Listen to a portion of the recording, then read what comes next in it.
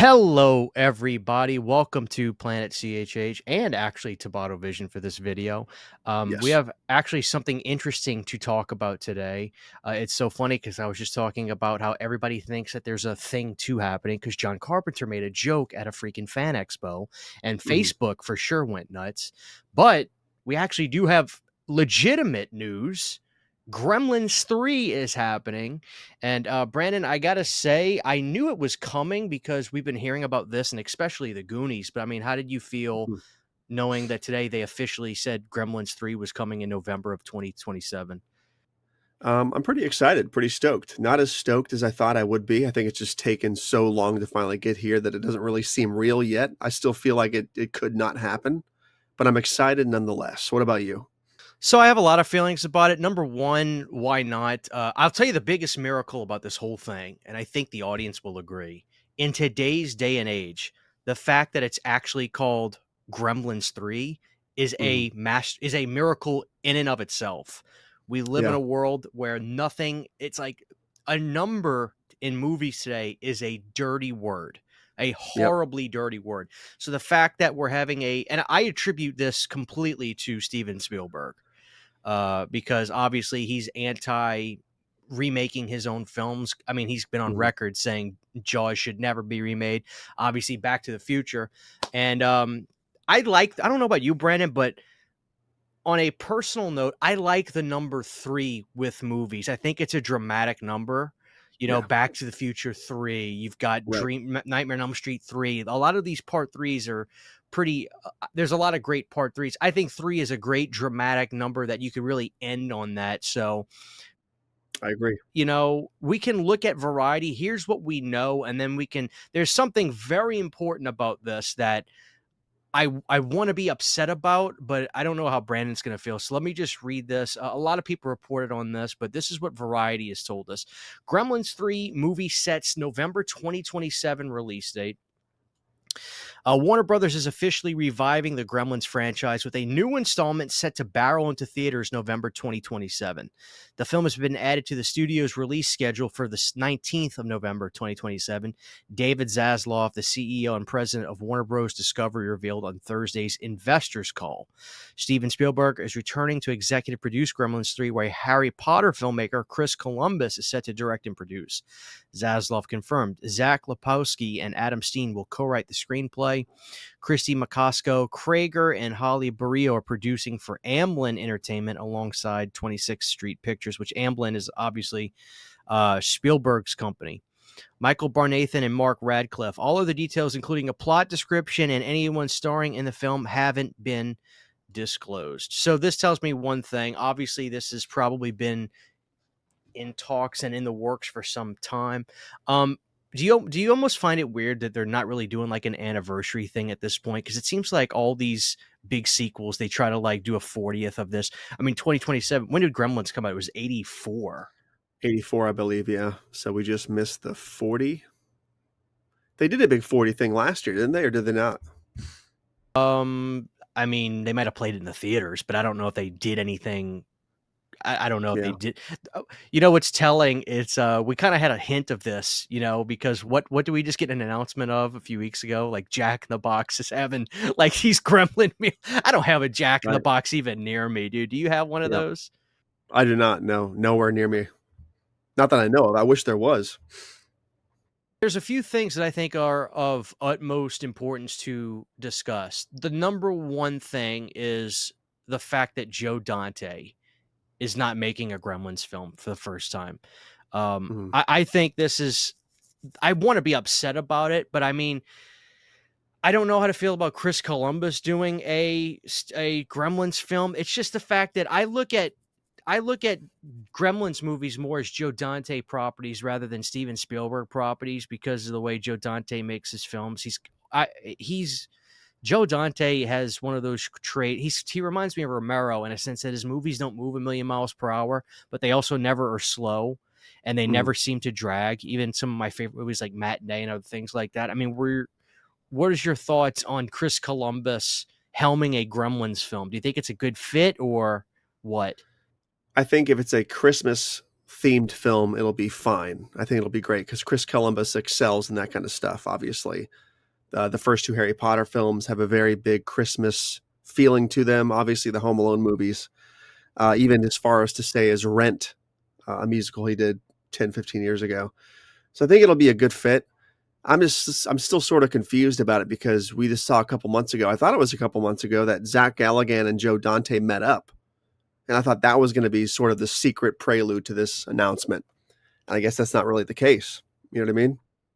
I mean, Brandon, there has to be something to that, right? I mean, that's the other thing is Zach Galligan has to be in a Gremlins film.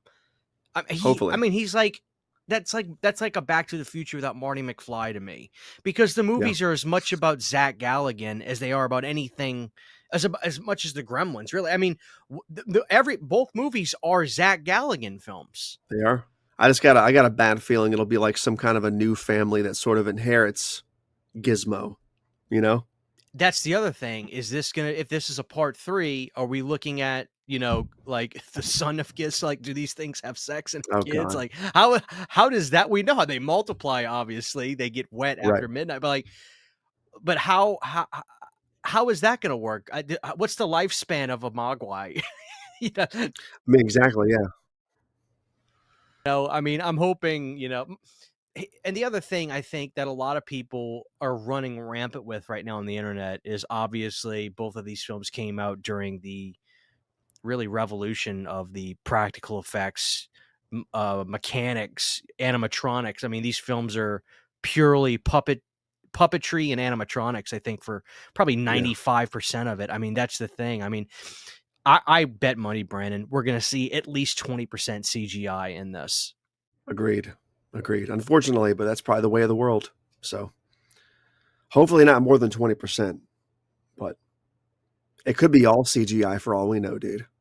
That's what scares me, right? It's like I don't know what Columbus thinks about that. I mean, he's getting up there in age at this point. I don't know that he wants to deal with that. But then again, you know, with Spielberg, he seems like Spielberg was also kind of at the revolution of the CGI.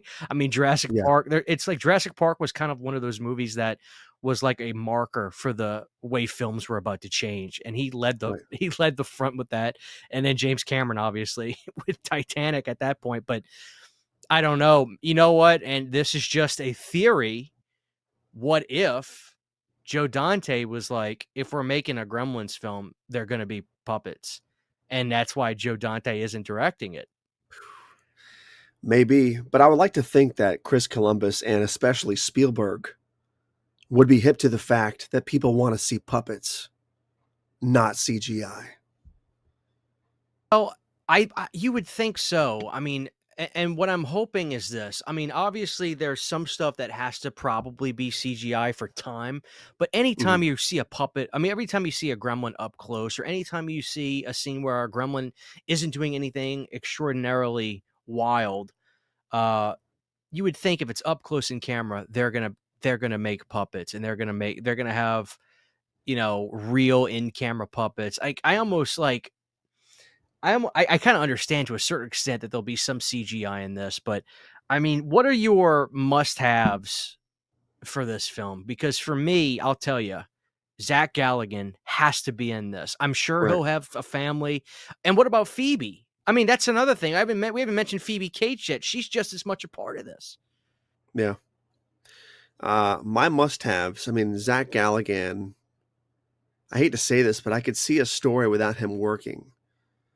So I think my must-have is I really want to see a slight redesign of the Gremlins.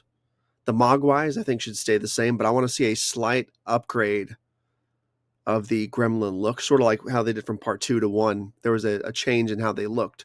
I want to see a visual style upgrade a little bit, and I really want to see a second or third, depending on how you look at it, life cycle evolution. Like what I made a video about this in the past, and I'll say it again. We know now that the Mogwai, if they eat after midnight, they cocoon and turn into the gremlin, right? That's basically how it turns out. I want to know what happens if a gremlin itself eats after midnight. Will it cocoon again and become a third generation evolution. I want something else beyond the initial first two stages. That's what I want. Something more violent, more aggressive, maybe even bigger.